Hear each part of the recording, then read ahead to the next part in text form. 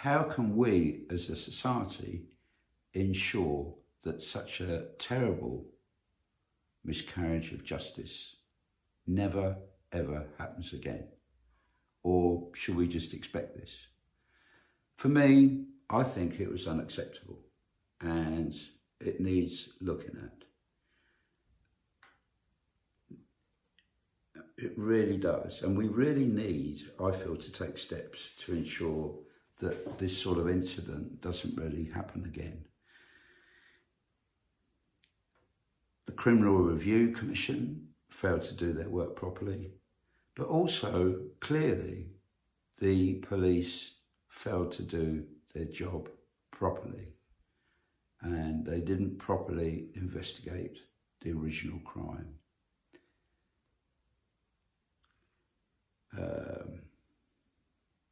And I think actually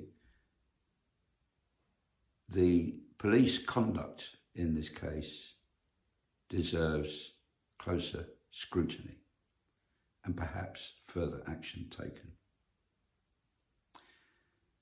The police have said mistakes have occurred, but in my view, these were more than just simple mistakes.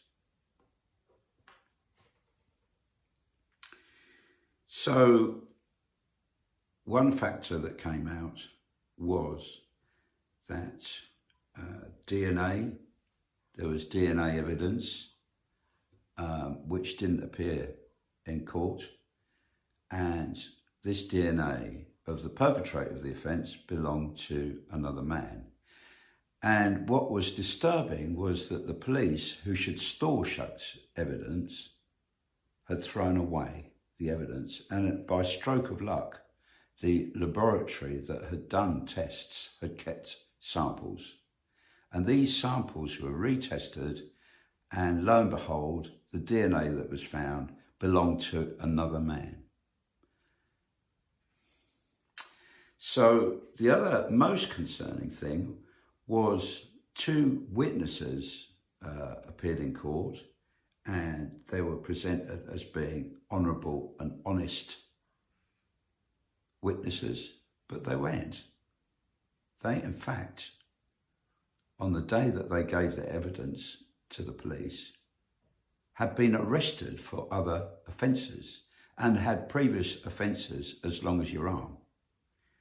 And lo and behold, what they'd been arrested for disappeared as soon as they appeared to make these statements against Andy Malkinson.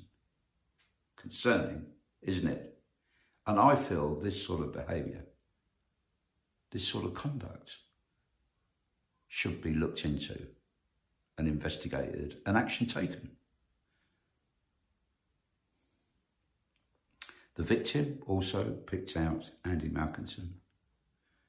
It may be that Andy Malkinson, had some similar appearances to the perpetrator, the actual perpetrator of the offence.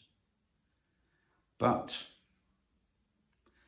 I'm worried that sometimes the police may persuade victims to pick certain people out at identification parades. Shouldn't happen, but has it happened? Certainly, these two witnesses in court were presented as being reliable when they went, and it was very suspicious how they came forward. And that for me is very worrying. Why did they come forward? And who persuaded them to come forward? Anyway, so the difficult dilemma is, how can we as a society make sure that such miscarriages of justice do not happen again?